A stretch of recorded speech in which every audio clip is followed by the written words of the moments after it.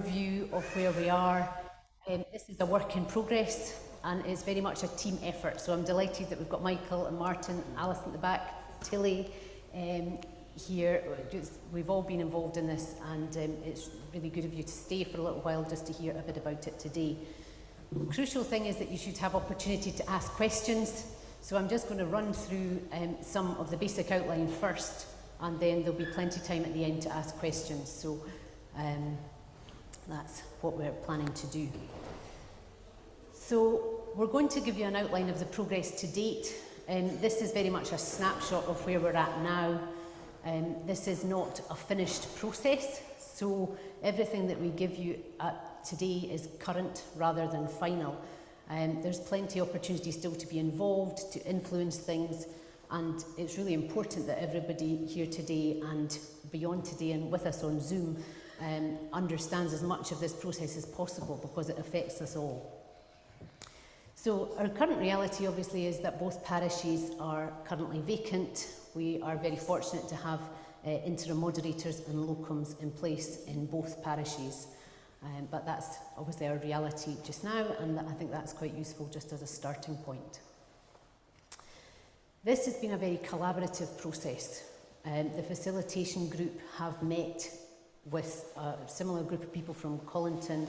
We started off meeting monthly, we've met fortnightly. In fact, it's been more often than that over the last few months. So we've had some really positive meetings. These have been really friendly affairs. We've exchanged ideas and had really good discussion. There's a lot of shared understandings.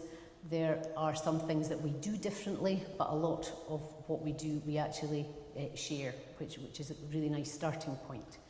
We've had 2 joint Kirk session meetings, and those haven't been formal business meetings. Those have been opportunities to get to know each other. We've explored some things that we might do together and some thoughts about the future and future directions. We've talked about the name of our new parish. We've had some time together socially over a cup of tea, which has been really nice. And these have been 2 really positive meetings, and we've got plans to do more of that in the future.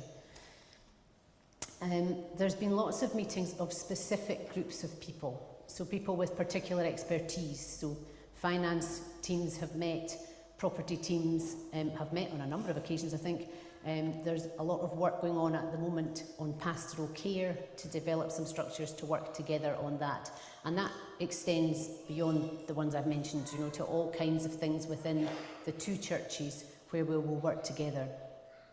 And then more recently, we've engaged with the Presbytery Deployment Group. The Presbytery Deployment Group have representatives that are given to us as our people to deal with, and they are helping us with the documentation, some of the agreements, all the legal advice that we need. They are the bridge between us here locally and the Central Church, who we have to negotiate with. So, to give you a bit of an outline to start with of schedule, we're aiming to have the union with Colinton approved, we hope, at the Presbytery meeting at the end of April 2024. Following that, the next step on the process would be to appoint a nominating committee. That would take place, we hope, before the summer, although timelines are rather fluid, to seek a new minister for the new united parish. And then the expectation is that that process is a rather uncertain time frame, but we imagine 6 to 12 months. And we draw rather on our colleagues in Colinton's experience that the last time they did this, which was more recently than we have done here, it took 8-9 months for them roughly to fill their vacancy. So we don't know how long that process could take, but that's our expectation. The process to unify the 2 churches is very much a process that involves us all, and that isn't just these little groups of people who've been meeting together, but all of us here and all of us in Colinton as well. So it's really important that everybody has opportunity to comment, to ask questions. There might well be things that we've not thought of. There might be things that we've skipped over or missed that we would be very, very grateful if you would raise with us. So don't be afraid to question.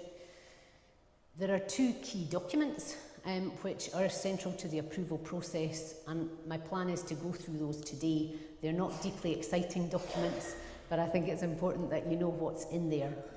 So these are currently drafts, so we have a draft basis of union document and a draft basis of reviewable charge document. And these have been discussed both at Colinton and Juniper Green Kirk sessions and with the Presbytery Deployment Group. And then there's now an ongoing consultation process with the Central Church around some of the tweaks and the legal bits here and there.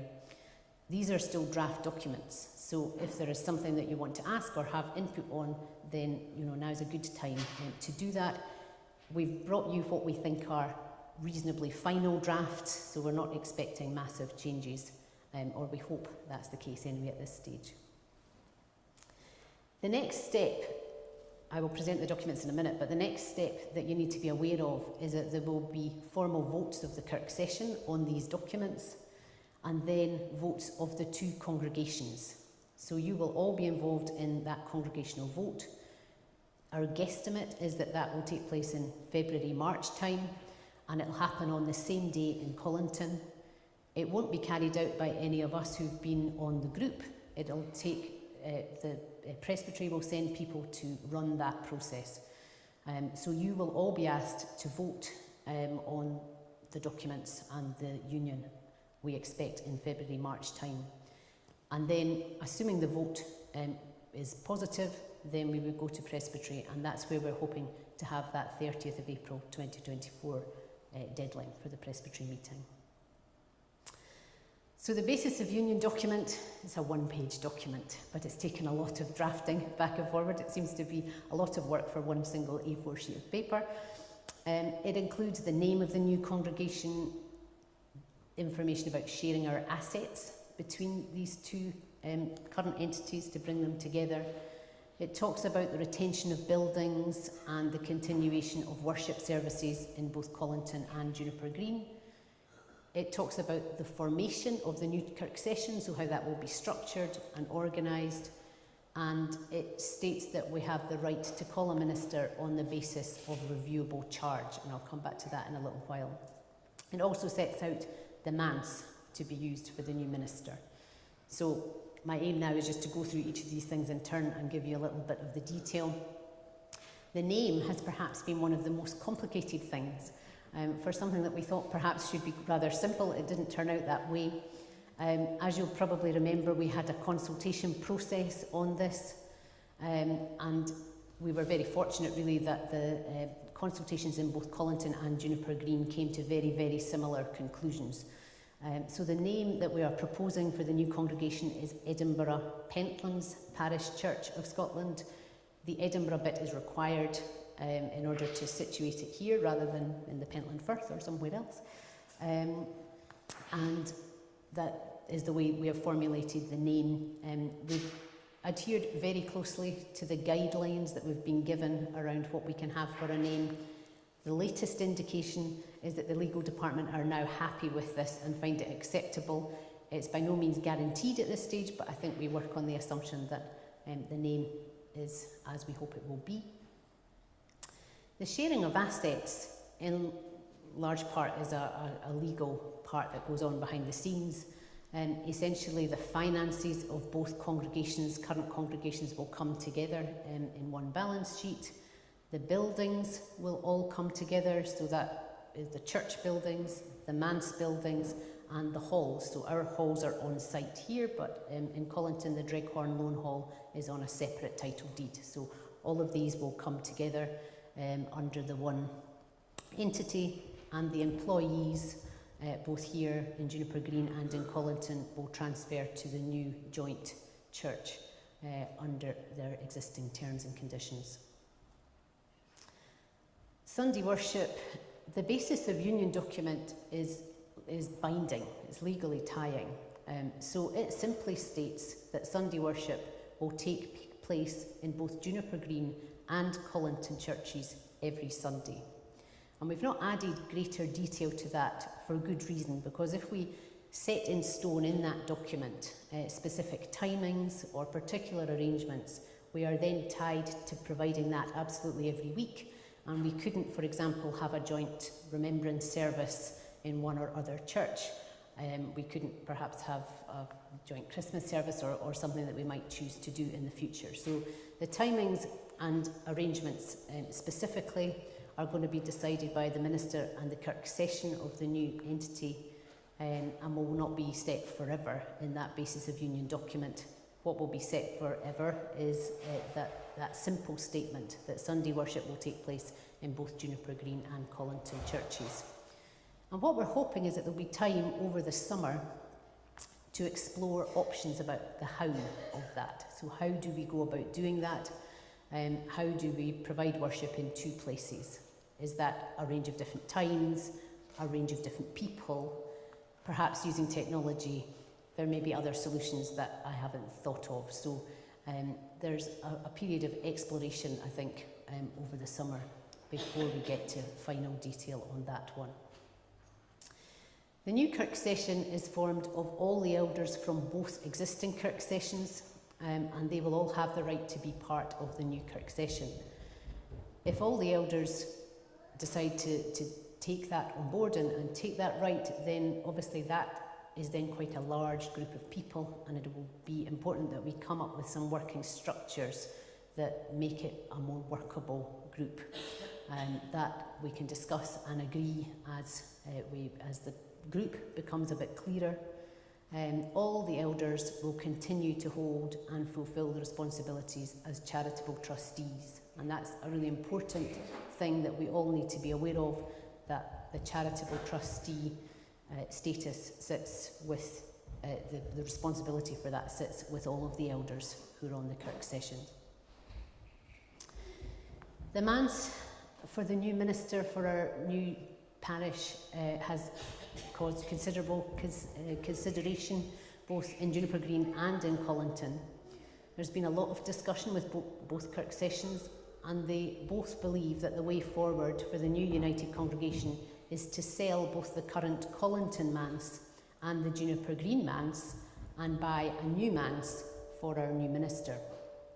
That would reduce the energy costs considerably, because at the moment we have two very old buildings that take a lot of heating. They don't currently meet the standards required by the Church of Scotland for energy efficiency, and there's very limited likelihood of either of these buildings meeting those standards easily, or at all, potentially. So we're looking for a suitable family home for the 21st century, making our parish appealing to our applicants. The Church of Scotland has really clear guidelines and rules around the requirements for a manse, so we know already how many rooms it should have, what the energy requirements are, and all of that, and that is all comes from Central Church, so we don't have any input into those requirements. The process to sell the Juniper Green manse is by far the more simple of the two processes, and that's likely to start in the new year once all the appropriate approvals are in place. The Colinton manse is likely to take substantially longer to sell, and the reason for that is because at the moment the Colinton manse is on the same title deed as the church and the churchyard and various other parts of that area of Colinton. So that will involve some legal work in splitting that title. There's a historical yew tree that's protected that has to be looked into, and there is also potentially an opportunity to keep some of the land around the Colinton manse, to use that for car parking and perhaps for a garden space for the Stable Room Playgroup, which is part of the ground floor of the Colinton Parish Church is used by Stable Room Playgroup, and for them to have some outside space might be part of this planning. And I say might because we don't really know how that will work out yet. We need to take a lot of advice about what is possible, and that is a process that's likely to take a little bit of time. So the chances are the Juniper Green manse sale will happen more quickly than the Colinton one. The basis of union states that we will have a reviewable charge. So along with all the other new unions that are being created by this presbytery plan, the minister for this union will be called on the basis of what is known as reviewable charge. And this simply means that instead of having the right to be here as minister indefinitely, the minister will be reviewed every 5 years. And the renewal happens against set criteria, so that review takes place against set criteria, and those are set out in the basis of reviewable charge document. So quite important that we get those right, because those are effectively the things that we're going to be measured against as we go forward. So the basis of reviewable charge document is another single page piece of writing. It lists various objectives for the first 5 years of the minister's tenure, including the 5 marks of mission, which are there on the screen but are probably familiar to many of you. Additionally, we've added some objectives that are for us specifically here in Colinton and Juniper Green, to increase the number of children, young people and families that are engaging with church. That needn't necessarily mean on a Sunday morning, it might mean messy church and other outreach type approaches. To develop a church that's outward looking, that's visible, has a positive impact on and is engaging in the community that it's part of. And that is something that could be done in various ways, and it might change over the course of the 5 years. We're hoping to develop the capacity for people to engage with prayer, both collectively and individually, to establish and develop leadership and suitable support and training to enable the resourcing of all aspects of church life. That sits hand in hand with the expectation that to have services in both buildings every Sunday will require additional input from people other than the minister themselves. To explore the missional success of working with local partners, so that ecumenical piece which is becoming ever more important in the Church of Scotland. So these are the objectives that we've set for ourselves, and these are important going forward in as much as they will form the basis of what we are measured against in 5 years' time. So that takes me to the end of what I thought you absolutely needed to hear, but I'm very, very keen to hear your questions. I've got my notebook so I can write things down when I don't know the answer, and I can go and find out the information. Martin and Michael are here, Alison and Tilly are also in the room if people have things that I can't manage, which is more than possible. Yes?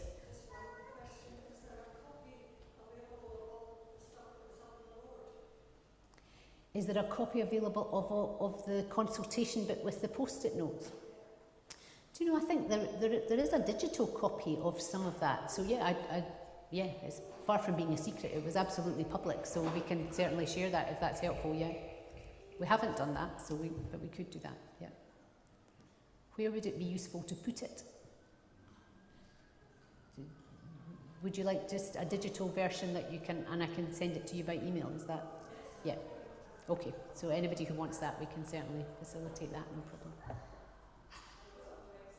We'll put it on the website. Oh, that's much better. Wonderful, thank you. So Alison will put it on the website. Yeah. Any other questions? Yeah.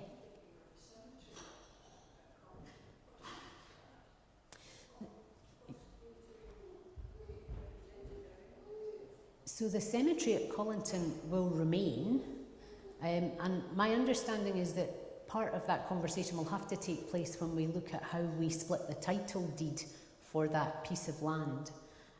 But there are various people with responsibility for that piece of land, so the council have input, the church, Commonwealth War Graves are also involved there, so there's actually quite a bit of work to do around that. Church of Scotland Legal Department have done this kind of thing before, so I'm fully expecting that they will be able to help us with that part. But I don't see any reason why the cemetery won't remain as it is. And I think access to the manse will have to take account of all of that. Because obviously, I don't know how well you know that area, but the cemetery actually sits either side of a thin access road. Okay, yeah. So I don't expect that will be disturbed in any way.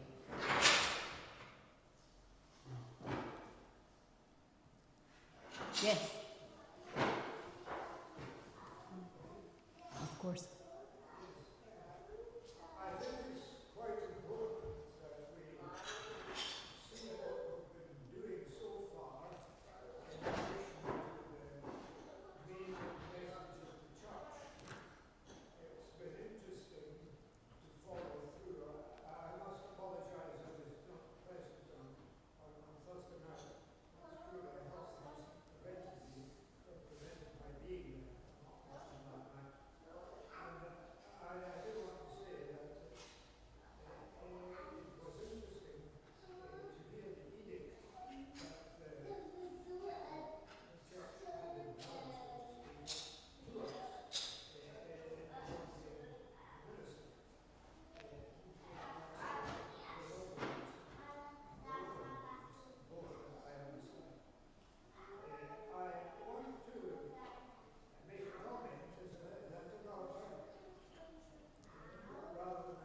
Of course, yes, carry on, yeah. I feel that it's quite important that we, as members of the church, give attention to the doctrine of the church.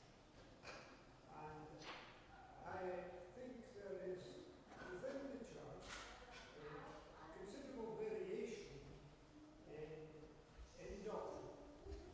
And I think it is important that we, to the best of our ability, understand between ourselves and the people in Parliament where our doctrines coincide and where they might be challenged in that regard. And I would be pleased to hear that there were a group that was looking at that question. I don't know if you've discussed that in your group, but it certainly I think is a matter of gross importance. Yeah, absolutely. I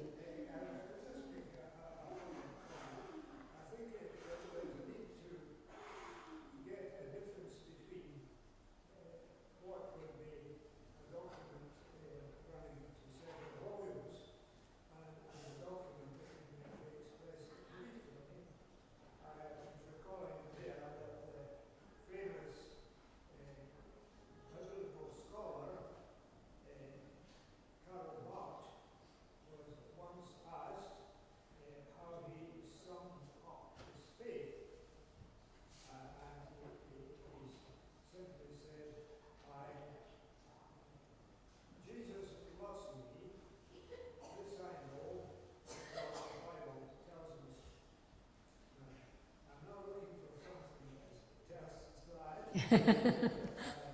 Might find something that runs to 5 or 6 points maybe, Yes. exploring the wider question that I'm trying to raise here. Yeah, no, I absolutely take the importance of that. And I think we've started some of that work in a very gentle fashion with the two joint Kirk session meetings that we've had. But you're right to point out that there's a huge amount of work to do to get to know each other properly and to really understand how the different churches have worked, what they believe and hold as important, and how that translates going forward.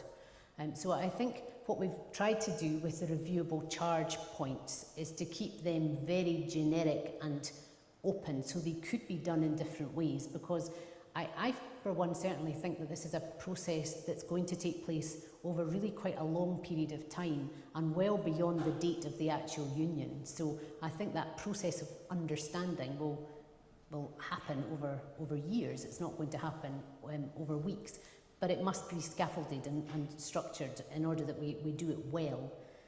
So the reviewable charge document, I think, is part of that process.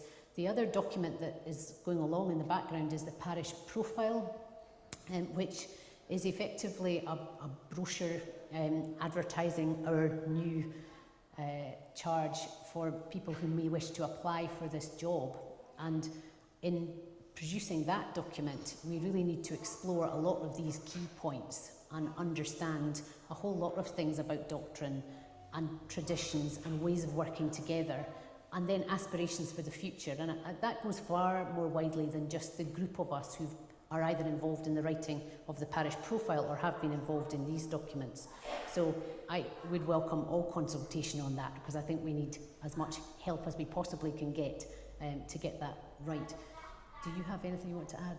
No, you took the words out of my mouth. I was about to say that the parish profile is really one of the big focuses there, is looking at what the united congregation, what our vision is, and that doctrine part is central to that. So I think that piece of work will really help us start to get a clearer, more refined view on the points that you raised. It certainly is something that we as a facilitation group are very conscious of, and whilst in the short term there's a lot of work to get these kind of legal documents through, actually a lot of the things we're kind of looking at is how what's beyond that, and what does the future look like.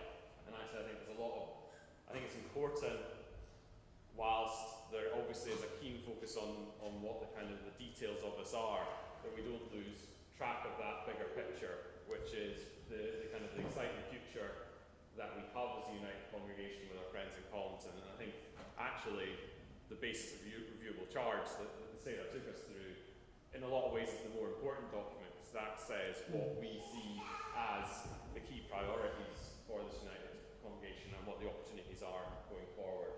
So I think it's a really important point, and it is something we're looking at with regards to the Presbyterian plan and the basis of reviewable charge.